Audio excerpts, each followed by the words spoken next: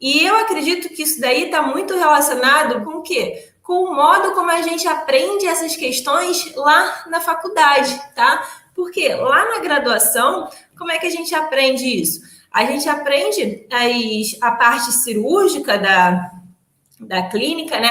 A gente não vê essa importância lá na disciplina de clínica. A gente vê esses procedimentos na disciplina de cirurgia e de técnicas cirúrgicas.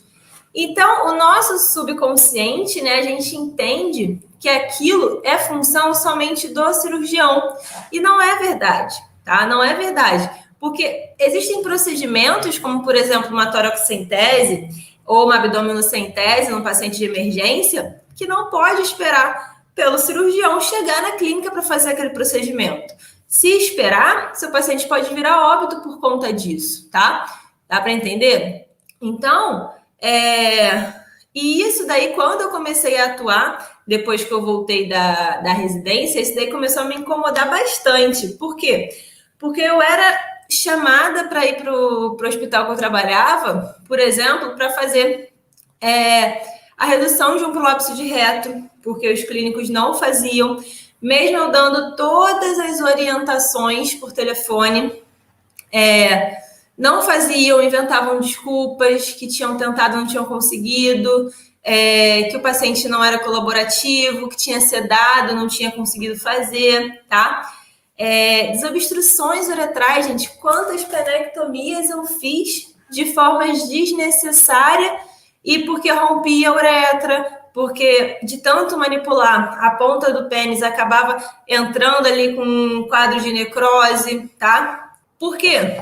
Porque o procedimento de desobstrução não era feito da maneira correta, tá? Então, e quando a gente fala nessa parte, a gente também entra em atendimento do paciente em pós-operatório e em pré-operatório, tá? Então, eu recebia muitos pacientes, por exemplo, com neoplasias. Eu gosto de dar o exemplo de neoplasia, que é o exemplo mais, assim, que exemplifica bem essa questão do pré-operatório, ali, do primeiro atendimento, do primeiro contato do clínico com o plantonista, do responsável, né, do animal, com o clínico ou plantonista. Se chega um paciente para você com uma neoplasia, seja onde for, tá? Em mama, em pata, em orelha, em cabeça, enfim, qualquer lugar, seja onde for, chega um paciente para você com uma neoplasia, o que eu recebia demais?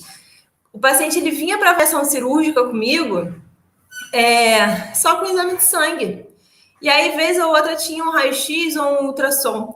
Mas, na maioria das vezes, vinha só com exame de sangue.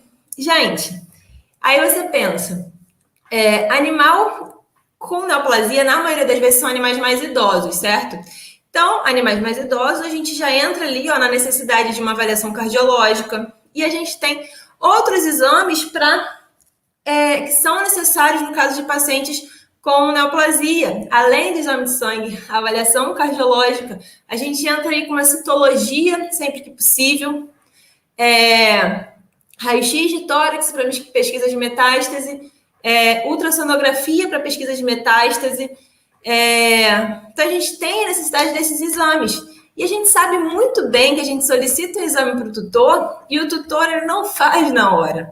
A gente sabe disso, né? O tutor não faz o procedimento, os exames, no momento que a gente pede. Aí ele vai e demora uma semana para fazer os exames. Aí demorou para marcar os exames, isso porque só foi solicitado o exame de sangue.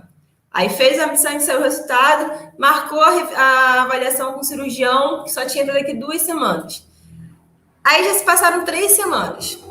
Uma neoplasia que era pequena, se é uma neoplasia maligna, ela pode ter evoluído muito, tá? Tanto de tamanho quanto de espalhar, né, pelos outros órgãos, tanto de metástase. Então, aí, para o cirurgião solicitar aqueles exames, tá? Então, um bom atendimento inicial, ele evita o quê? Que se passe muito tempo para solicitar os exames para que ocorra a cirurgia. Se nesse primeiro atendimento já é solicitado todos os exames, o responsável ele já chega no atendimento com o cirurgião com tudo pronto. E aí o cirurgião vai fazer o quê? Caso precise, solicita um exame mais específico, como, por exemplo, uma tomografia, em alguns casos de neoplasias mais agressivas, mas, no geral, vai ser somente para agendar a cirurgia, e isso daí, ó, melhora muito o prognóstico do seu paciente, tá? Então, essas questões, não só na realização do procedimento em si, mas também do atendimento de um paciente cirúrgico no pré-operatório, né, na primeira consulta de um paciente cirúrgico e no acompanhamento pós-operatório de um paciente, tá? Seja de uma cirurgia intestinal, seja de um paciente grave, uma piometra grave, uma torção gástrica, uma laparotomia exploratória com ruptura de algum órgão. Esse acompanhamento pós-operatório também é extremamente importante para o bom desenrolar, para o bom atendimento desse paciente, tá? E vai te ajudar a melhorar o prognóstico do seu paciente, tá? Então, então a gente tem cirurgia de tecidos moles, cirurgia ortopédica, cirurgia neurológica, cirurgia reconstrutiva, oncológica, a cirurgia ambulatorial, acho que foi, né? Cirurgia de tecidos moles, ortopédicos, neurológicos, reconstrutiva, oncológica, ambulatorial e cirurgias complexas, que aqui entra as cirurgias cardíacas, as cirurgias microcirurgias, tá? Então, aqui, ó, a cirurgia ambulatorial deve ser de conhecimento de todo clínico e plantonista, tá? Deixar aqui, ó, em vermelho. E o que é essa cirurgia ambulatorial? Consiste em pequenas cirurgias que devem ser realizadas no ambulatório e não dependem de um cirurgião. Redução de prolapso de reto, toracocentese, abdominocentese e etc. Tá? Entendido até aqui?